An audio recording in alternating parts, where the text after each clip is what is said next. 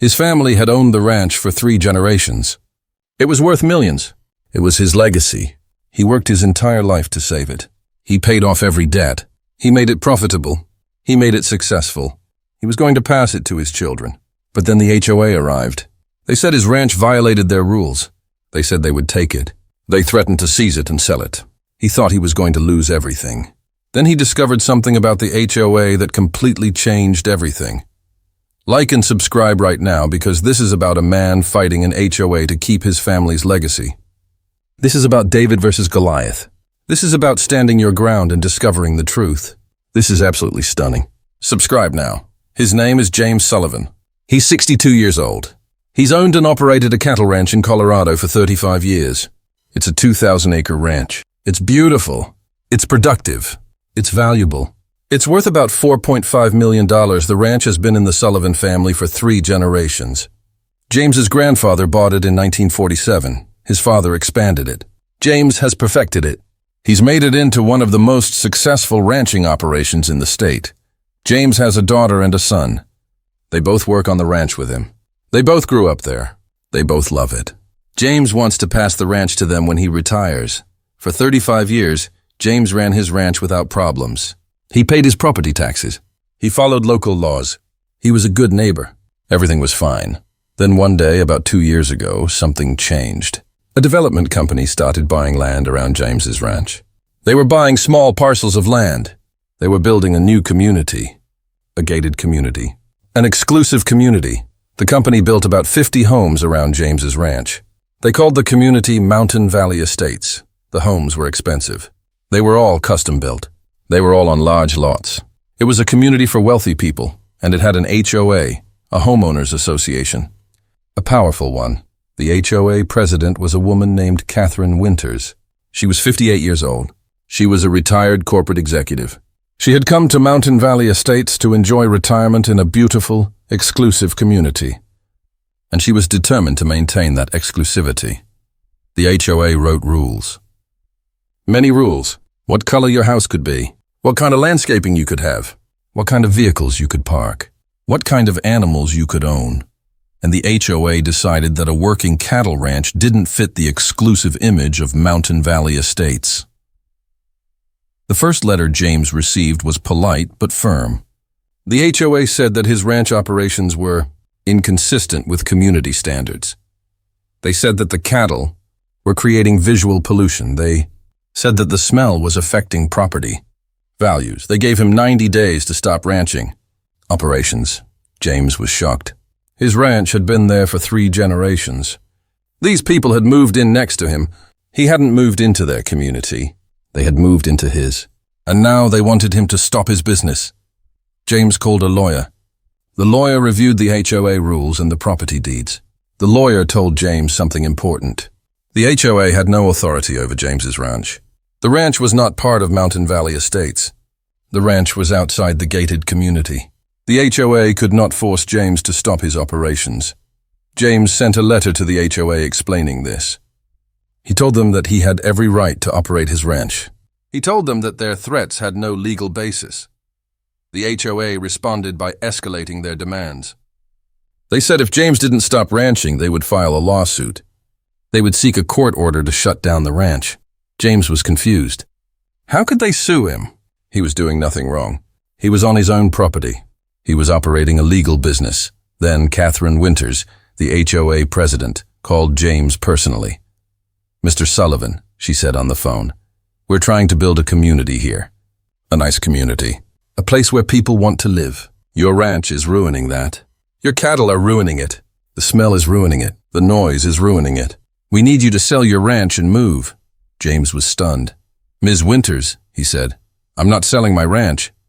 My family has owned this land for 3 generations. I have every right to operate my business here." "Maybe legally you do," Catherine said, "but we're going to make your life very difficult if you don't sell. We're filing a lawsuit. We're going to claim that your operations are a public nuisance. We're going to tie you up in court for years. We're going to drain your savings with legal fees. Eventually, you're going to give up. And when you do, we'll buy your ranch at a discount." She hung up the phone. James realized what was happening. The HOA wasn't trying to stop the ranch operations because they bothered them. The HOA was trying to force him to sell his property so they could buy it and develop it into homes. The HOA filed a lawsuit. They claimed that the ranch was a public nuisance. They claimed that it was affecting property values. They claimed that James was violating some vague community standards. James's lawyer fought back. The lawyer argued that the HOA had no jurisdiction over a property outside their gated community. The lawyer argued that ranching was a legal use of the property. The lawyer argued that the HOA was essentially trying to force a property owner to sell his land. The case went to trial. The judge listened to both sides. The HOA presented evidence about property values. They presented testimony from Mountain Valley Estates residents about how the ranch bothered them. They presented argument after argument. Then James's lawyer presented something shocking. James's lawyer had done something very important. He had investigated the HOA's finances. The lawyer discovered that the HOA had been collecting fees from homeowners in Mountain Valley Estates.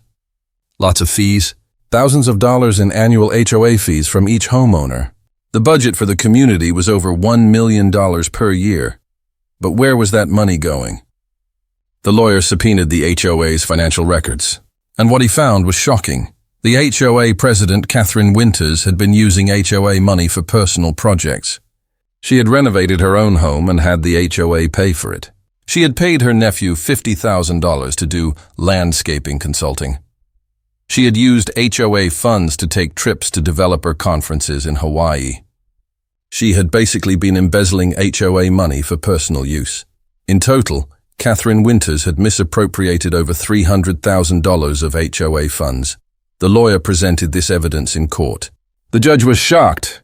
The judge ordered the HOA to return the embezzled funds immediately, but there was more. The lawyer also discovered that the HOA's lawsuit against James was part of a bigger scheme. Catherine had negotiated with a developer to buy James's ranch and develop it into 100 homes. The developer had promised to pay Catherine Winters a $200,000 consulting fee once the ranch was developed. This was fraud. This was conspiracy. This was illegal. The judge dismissed the HOA's case against James immediately. The judge said it was clear that the HOA had no legitimate reason to sue James. The HOA was acting in bad faith. The HOA was trying to help Catherine Winters carry out a fraudulent scheme, the judge ordered. The HOA to pay James $50,000 in damages for frivolous litigation. Then the judge reported Catherine Winters to the district attorney's office. Catherine Winters was arrested and charged with embezzlement and fraud. She faced criminal prosecution. She was convicted. She spent 18 months in prison. The HOA was forced to refund all the embezzled funds to the homeowners in Mountain Valley Estates. Each homeowner received checks. The homeowners were furious. They had been paying for services that Catherine was misusing. A new HOA board was elected. New leadership took over. They apologized to James. They told him that the old HOA had been acting in bad faith. They told him that the new HOA would have a respectful relationship with the neighboring ranchers. James kept his ranch. He continued his operations. He expanded his business. He hired more employees. He prospered. And when James eventually retired, he passed the ranch to his daughter and son, just as he had planned. The ranch is still there today. It's still productive. It's still a family legacy. What we learn from James's story. First, don't give up when you're right. James could have sold his ranch. He could have taken Catherine's veiled threats seriously and decided to leave. But he stood his ground. He knew he was right. He fought back. And he won. Second, follow the money. When something doesn't make sense, look at the financial motivation. Catherine Winters wasn't really bothered by the ranch. She was motivated by money. She wanted to buy the ranch and develop it. She wanted a consulting fee. When you follow the money, you often find the real motivation. Third, investigate your opponents. James's lawyer didn't just argue the legal points. He investigated the HOA. He looked at their finances. He looked at their motivations. That investigation revealed the truth. That truth won the case. Fourth, HOAs can abuse power. This story shows that HOAs can become corrupt. They can use their power to harm neighbors, They can prioritize profit over people. If you live in an area with an HOA, pay attention to what they're doing. Make sure they're being transparent. Make sure they're being honest. Fifth, justice exists, even for ordinary people. James was just a rancher. He didn't have unlimited resources, but he had a good lawyer. He had truth on his side, and he had a judge who saw through the lies. Justice existed for him. It can exist for you too. To James Sullivan, thank you for fighting. Thank you for not giving up. Thank you for protecting your family's legacy. Your story shows that ordinary people can stand up to powerful organizations and win. To the judge in this case, thank you for seeing through the lies. Thank you for recognizing fraud when you saw it. Thank you for protecting property rights. To everyone watching, if someone is trying to take something that belongs to you, fight back. Look at their motivations. Look at their finances. Follow the evidence. And trust that justice exists if you're willing to stand your ground. If this story inspired you, if it made you believe in the power of standing your ground, like this video right now. Subscribe to the channel because we share stories about ordinary people fighting back against powerful organizations. We share stories about truth defeating lies. We share stories about justice prevailing. Share this video with someone you know who's dealing with an HOA or any powerful organization, because people need to know that they have rights. People need to know that they can fight back. People need to believe that justice is possible. Hit that subscribe button now, and I'll see you in the next video where we celebrate more real people who protected what was theirs. The end.